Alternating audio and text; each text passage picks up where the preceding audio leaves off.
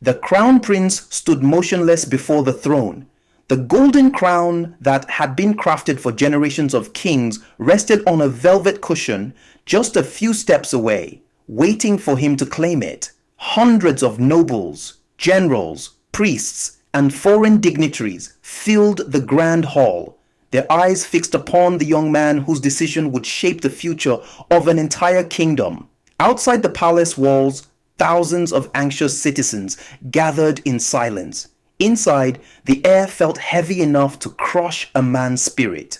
The royal guards marched forward, dragging a young woman in chains across the polished marble floor. Her long dark hair was tangled from days of imprisonment. Dried blood stained the sleeve of her worn leather tunic. Despite her injuries, she refused to bow her head. She met the prince's gaze without fear. It was the same fearless look she had worn the day they first met in the forest. A royal herald broke the silence.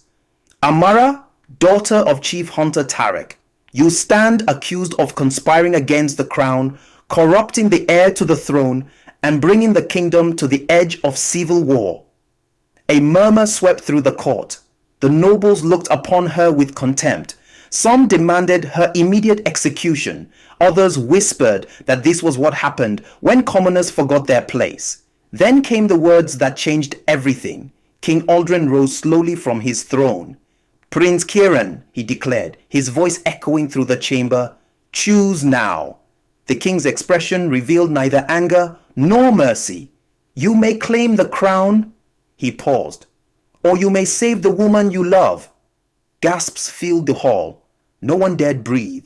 If Kieran chose love, the throne would pass to another. If he chose the throne, Amara would die before sunset. The prince closed his eyes. His hands trembled. Every lesson he had learned since childhood echoed inside his mind. A king must sacrifice. A king belongs to his people. A king never places his heart above his kingdom. But another memory fought against those teachings. A forest, an ancient oak, a fearless young woman who had once looked him in the eyes and said, "The greatest rulers are remembered not for the crowns they wear, but for the lives they refuse to abandon." Slowly, Prince Kieran stepped away from the crown. The entire kingdom held its breath. Have you ever been forced to choose between what the world expected of you and what your heart knew was right? Would you give up power, wealth, and a throne for the one person who made you feel truly alive? Stay with me until the end, because this is not simply a love story. It is a tale of courage, betrayal, sacrifice, and the price of challenging traditions that had ruled a kingdom for centuries. If you're new here, welcome to Black Earth Stories, where unforgettable legends and cinematic tales come to life.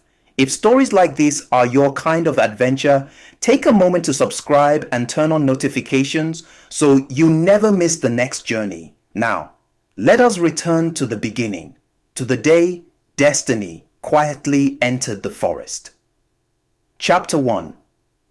Long before the kingdom stood divided by whispers of war and forbidden love, Eldoria was celebrated as the brightest jewel in the western lands. Its white stone castles shimmered beneath the morning sun.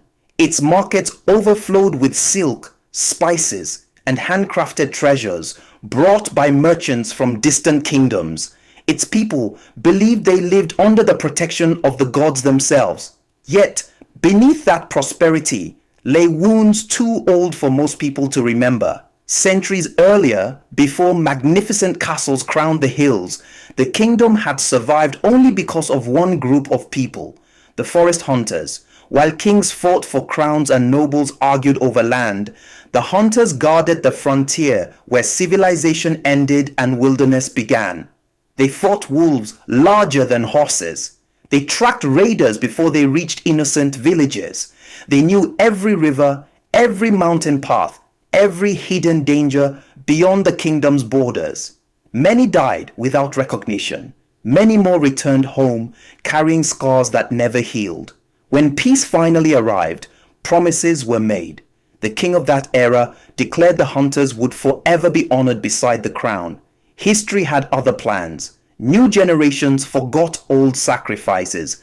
power shifted into the hands of ambitious nobles who viewed the hunters as rough villagers unworthy of influence. Titles disappeared. Royal invitations ceased. The frontier communities slowly became strangers to the palace they had once defended. No battles were fought. No declarations were made. Only silence. Sometimes silence leaves deeper scars than war. Etinte. King Aldrin understood none of this as coincidence. He believed kingdoms survived through discipline. To him, tradition was the foundation of peace. Every morning before sunrise, he walked alone through the Hall of Kings. Portrait after portrait watched him pass. Each ruler had faced impossible choices. Some sacrificed brothers, others abandoned true love. A few even gave their own lives. Every sacrifice had preserved the kingdom.